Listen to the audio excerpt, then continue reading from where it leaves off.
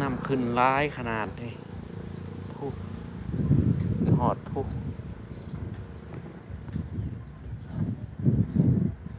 ปกติแล้วน้ำอยู่นี่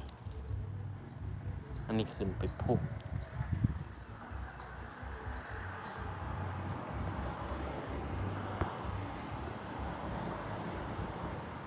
น้ำคลองทางนั้นเป็นเมืองไทยเป็นประเทศไทยมุกดาหารแบบซิวเฮงอะไรปล่อยให้มันไหลตกปลา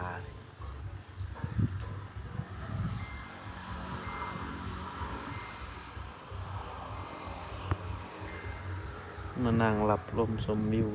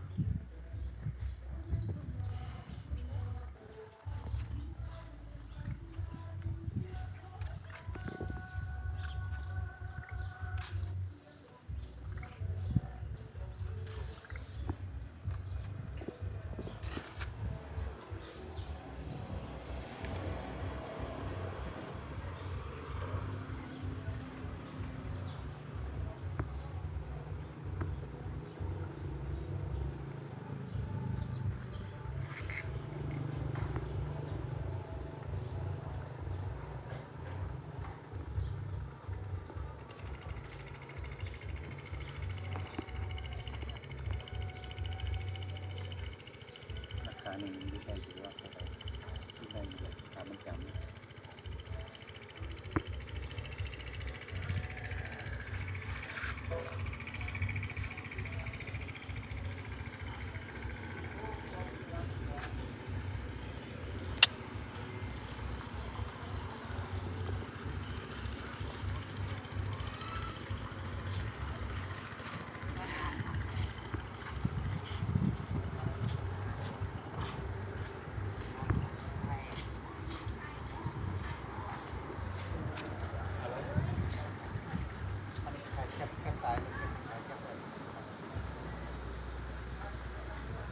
คนใหม่